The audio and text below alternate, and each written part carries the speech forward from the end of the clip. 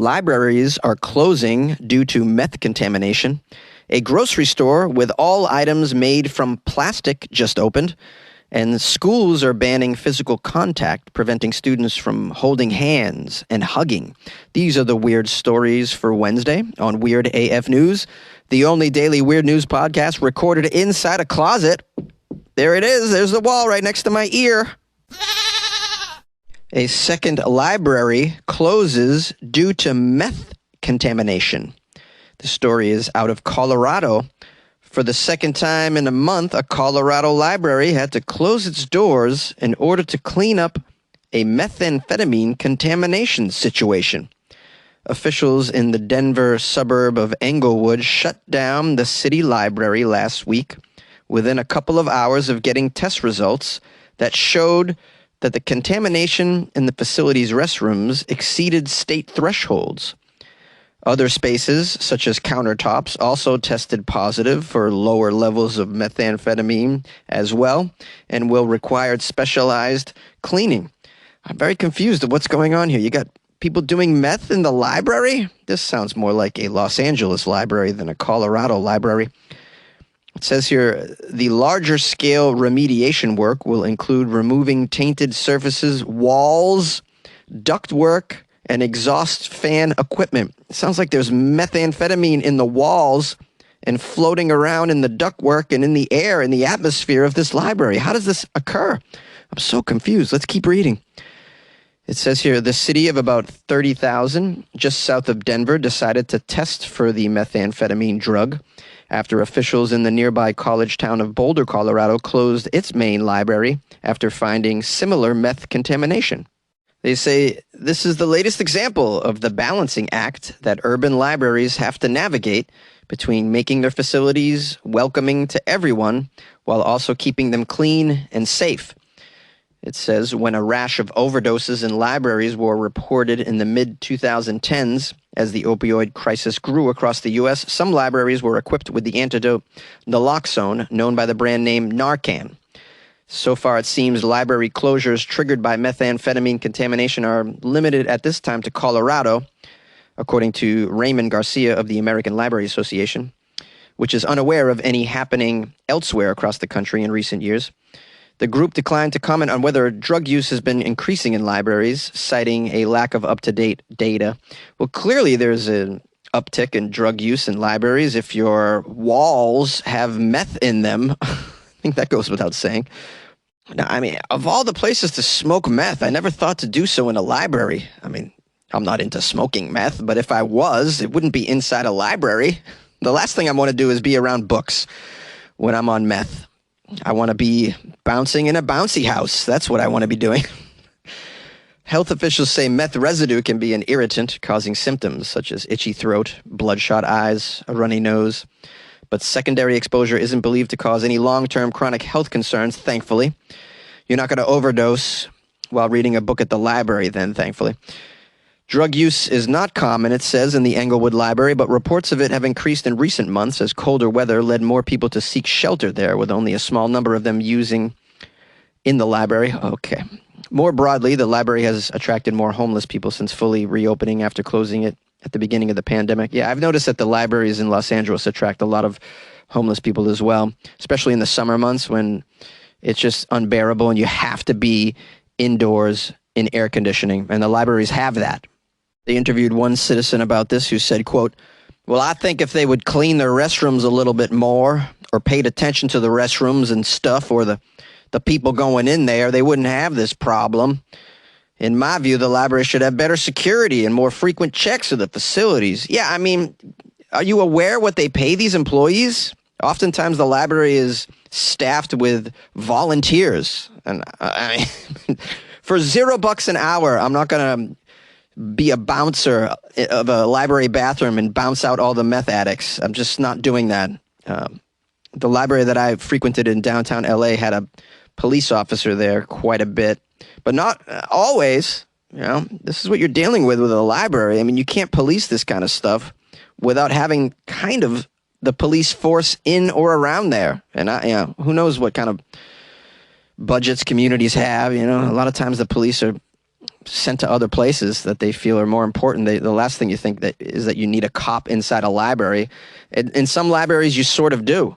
Now, this particular library, the Englewood Library, has made some changes to help homeless people who go there. There's an outreach group that comes each Monday to offer services, such as help getting identification, food vouchers, housing, etc. Well, that's one way to help the situation, yeah. Have an outreach group right at the library. Oftentimes, that's a place you'll find people that need help. A bigger issue is libraries struggle with getting funding. They're struggling to just stay open these days. And so how are they going to have more programs? How are they going to hire security when they're getting very little funding? Because libraries are on the outs. People are going digital for everything, and the library usage is just becoming less and less each year.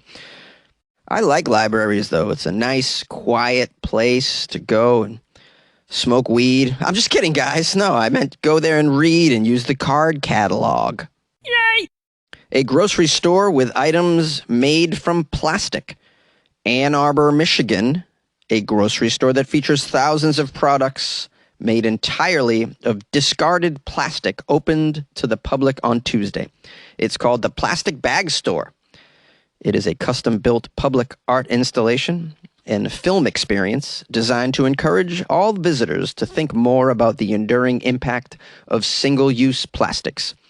The store in Ann Arbor features shelves stocked with items such as meat, eggs, cakes, all made from single-use plastics taken from streets and garbage dumps. The store at times during the day will be transformed into a stage for a series of short films and videos in which puppetry and handmade sets are used in order to tell a story about the dangers of plastic waste and the consequences for our future generations. As the show's tagline puts it, part installation, part film, all bags. If you don't know, plastic bags are created by fossil fuels and often end up as waste in landfills and oceans. Sadly, Americans toss out 100 billion plastic bags each year, according to the World Watch Institute, which is an environmental research organization. Robin Frohart is the creative force behind the Plastic Bag Store. Robin is quoted as saying, "Well, I got the idea many years ago after watching someone bag and double bag and then triple bag my groceries. I just was sort of struck by how ridiculous, how much packaging is involved in our everyday lives. It just seems so absurd to me. I just thought, maybe I could make a project that's even more absurd. Therefore, we have the Plastic Bag Store." The Plastic Bag Store's shelves are lined with items whose names are intended to mimic real-life products, such as yucky shards, bits of plastic crap, Bagamite, and Philadelphia roll. One product Frohard didn't have to alter was baguettes, because it was already in the name, she said with a laugh. The Plastic Bag Store will run through February 5th, and it is presented via a partnership between the University of Michigan Museum of Art, University Musical Society, University of Michigan Arts Initiative, and the Graham Sustainability Institute. Tickets are $30 for general admission. Student tickets cost $12. This particular creative installation has appeared elsewhere. It was in Times Square in 2020, and it has since made stops in Los Angeles, Chicago, Austin, Texas, and Adelaide, Australia. Another quote from Frohart. "I hope that we can continue to tour this project and bring it to different communities. My dream would be that this project really becomes irrelevant, but unfortunately it probably won't be." Well, if you guys are in the Michigan area, I urge you to check out the Plastic Bag Store. It sounds very weird. It's got some humor in it. I love that. The power of art, by the way, to bring attention to areas in the culture or in the environment that we need to bring our attention. That's the power of art. This is art being used for a great purpose, a higher purpose. And I support that. And that's why I've dedicated my life to being an artist, because it's a way that I can contribute to the culture. And I don't think on my deathbed I'll regret that. You like podcasts? You're listening to my podcast. Maybe you thought to yourself, I'd like to make a podcast Too difficult? No, not with Anchor. Anchor has free creation tools that allow you to record and edit your podcast from your phone or your computer. Anchor distributes your podcast to Apple, Spotify, Stitcher, and more. They have advertising integration, so you can even make a little money off your podcast. Everything you need to make a podcast in one place. Download the free Anchor app or go to anchor.fm to get started. And good luck with your podcast, good luck with your creation, good luck with your life, man. Schools have banned hugging and holding hands. Students at 2 schools in the United Kingdom have been banned from having any physical contact among the students, including hugging and holding hands. Officials at the Highlands School in Chelmsford, Essex, in England, instructed parents recently that students were no longer allowed to participate in, quote, any aggressive contact, which includes hugging or holding hands. Well, I wouldn't call hugging or holding hands aggressive, would you? Seems like a strange adjective to describe hugging. Aggressive, really. Obviously, if people are running around and giving each other wedgies, that's aggressive contact, I'd say. Headbutting, also aggressive. But holding hands? I question that as aggressive. Let's keep reading, though. Maybe I'm the one who is totally out of whack here. Catherine McMillan is the school's assistant head teacher. She said in a letter that the school, quote, will no longer tolerate any physical contact within our community. This includes any aggressive physical contact, hugging, holding hands, slapping someone, etc. The letter continued, noting the rule is to ensure everyone's safety. Quote, this is in order to keep your child safe. If your child is touching somebody else, whether they are consenting or not, well, anything could happen. The letter from the headmaster continued to explain that physical contact could, quote, lead to an injury, make someone feel uncomfortable, or someone being touched inappropriately. McMillan said the guidelines prevent romantic relationships, which are already banned at the school. She noted, however, the school wishes children would, quote, make really positive friendships. Yeah, make positive friendships, but from a distance. No high-fiving after a goal, guys. Now, if your child is asked to take their hands off another student, they will receive a loss of privileges.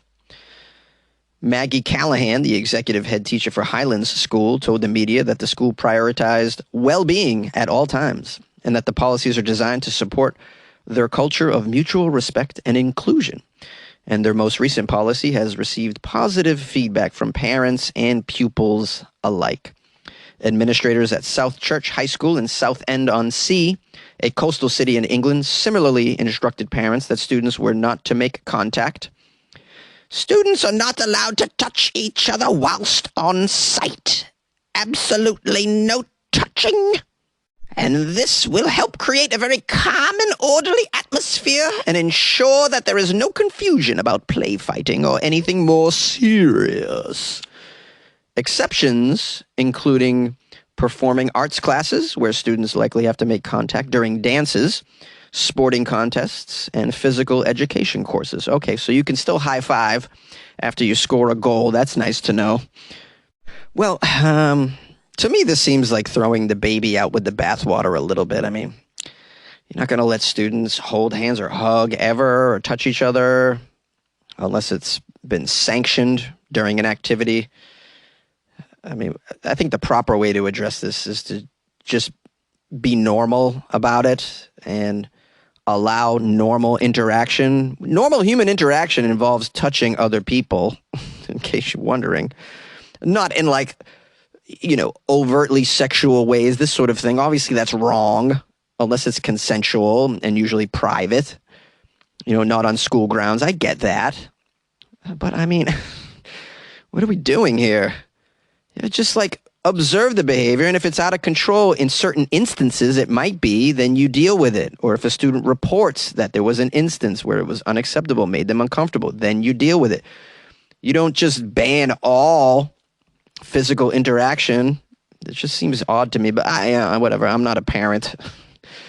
I just see the culture spiraling into very weird corners of behavior these days, and I'm not sure I agree with all of the changes.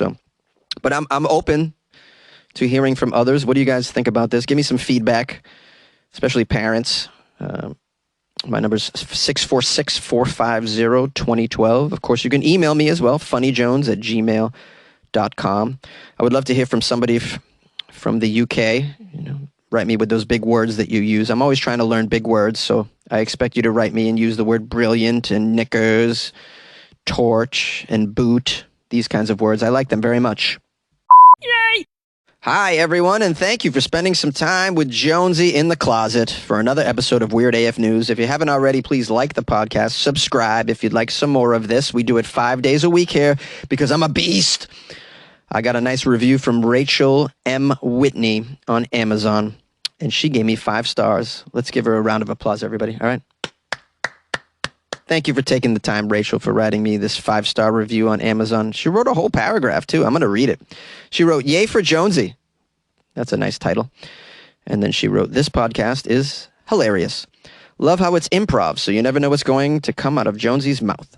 I listen on my commutes to and from work, and I always feel like such a weirdo, laughing hella hard all by myself. I can't help it. I've literally tried to keep a straight face, and it's just not possible, guys. I appreciate the love that Jonesy shows his listeners and fans. Join all of us weirdos. Give Weird AF News a listen." How about that? Rachel M. Whitney, you all-star. Thanks for stepping it up and giving me this awesome review on Amazon, which is a place I need positive reviews because, as you know, I get a lot of negative reviews on Amazon. So this is lovely when I get one like this. I'm so grateful for you, Rachel. Thank you so much for spending your time and doing that for me. I also want to give a shout out and give thanks and praise to someone who bought me some coffees. It's Peter Tuggins. And I realize that is a play on words. So I don't know who this really is, but I love this individual's sense of humor. Peter Tuggins buying me coffees. Peter Tuggins wrote me a nice message too. "Now moderate yourself, Jonesy. We all want you to continue this podcast. I thoroughly enjoy this show and listen to it every morning on my commute. Love ya. Good luck with your life, man. Good luck with your life, man. Peter Tuggins, whoever you are. Thanks for the coffees. I appreciate that. I've been drinking some amazing coffee since the new year. I have to tell you, so many people sent me coffee and bought me coffees that my coffee game is through the roof right now, man. Top-notch stuff, top-shelf stuff for Jonesy these days. Well, if you would like to buy me a coffee and write a funny message, you can go to weirdafnews.com. And that's a place where you can buy Jonesy a coffee. You can also join the Patreon there, which is another way to support the show. So that's pretty cool. You can also download the Patreon app on your smartphone and do a search for Weird AF News to support there. But I realize that money is tight, which is why we give Peter Tuggins some extra love, because it's hard going these days. Inflation is real. The price of food is nuts, man. It's nuts. I've been following these CPI reports and this sort of thing. Yeah, Jonesy, you follow the CPI reports? That's right, man. I pay attention to the economy. I give a damn. Anyways, so if you can't afford to do such things, is what I'm saying, then leave me a nice review or tell a friend about Weird AF News. That doesn't cost you anything but your time, and I appreciate that as well. If you would like to send me a story, my email is funnyjones@gmail.com, or you can drop it in my Instagram @funnyjones, which is a good place to follow what I got going on. You can watch a lot of my stand-up clips and whatnot, find out where I'm performing, and just get a little glimpse into what I'm up to. If you want more of me, I understand a lot of you don't need any more of me because you already have this 5 days a week. But in case you want a little bit more, @funnyjones is my social media handle pretty much everywhere. I appreciate your time. Have a good one.